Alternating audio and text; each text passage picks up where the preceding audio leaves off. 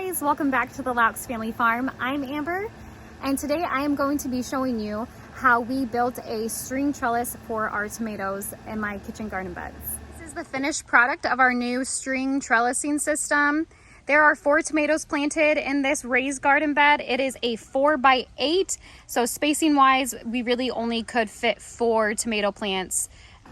The varieties I put in here, I don't honestly know. What actually inspired this whole entire project is that I had stopped by a friend's house and they gave me 10 extra tomato plants they had. They said they were Romas and cherry tomatoes.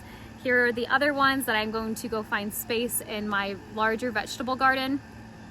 So I think I planted, based off the leaf shape, my best guess is I have 2 cherry varieties, 1 Roma. And then I did choose to go ahead and uproot a volunteer tomato plant I had growing with my sweet corn. It just popped up and I honestly have no idea what it could be.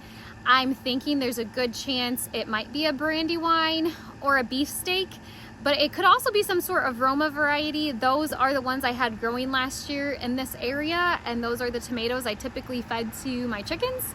It's kind of how I'm assuming they got there. But anyway, so that'll be really fun to see. I do typically find other people that use this system pick determinate varieties of tomatoes. Determinate means that the tomato will only grow so tall and produce so much fruit and then it's done. Where the other varieties of tomatoes are called indeterminate, which means they will continue growing and producing until the cold frost kills them.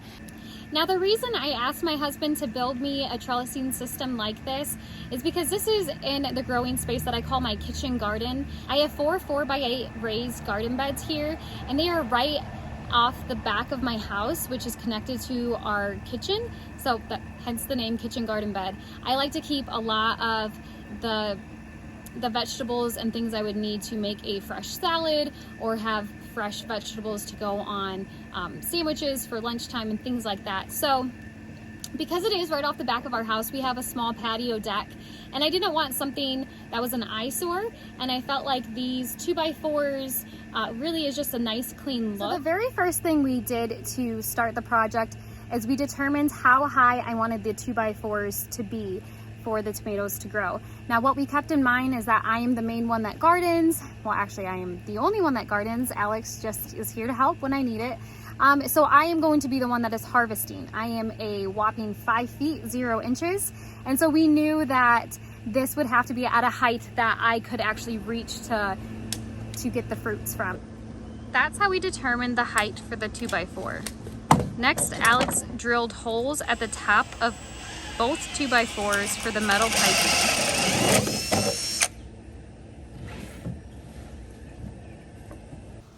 Once the holes were drilled, he measured the bed to locate the middle. We went ahead and used screws to attach the boards to the beds.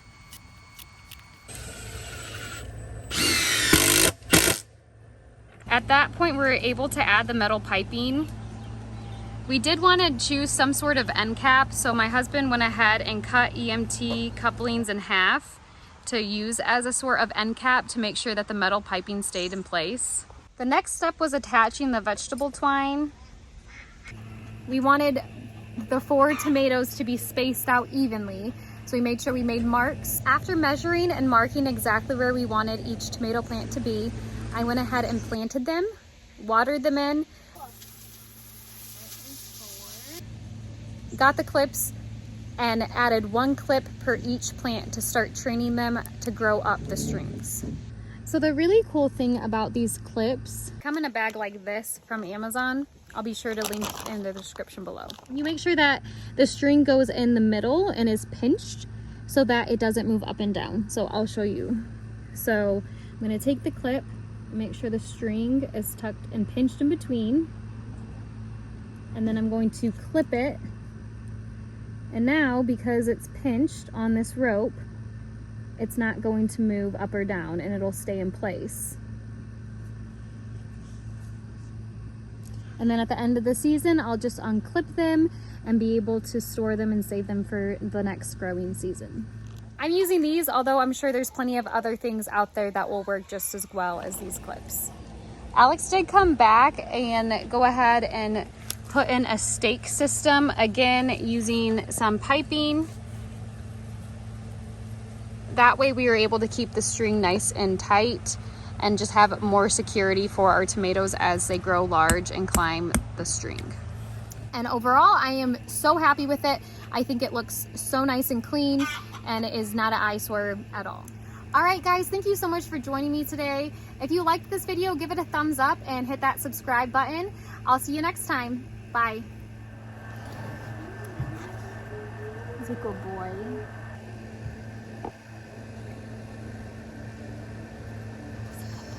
He's a good boy. Oh, big stretch. Do you see that green dot? Okay, so look at that. Bye. Together. 1, 2, 3. Bye. I didn't even do anything. You didn't. Hi guys, welcome back to Life Very Fun.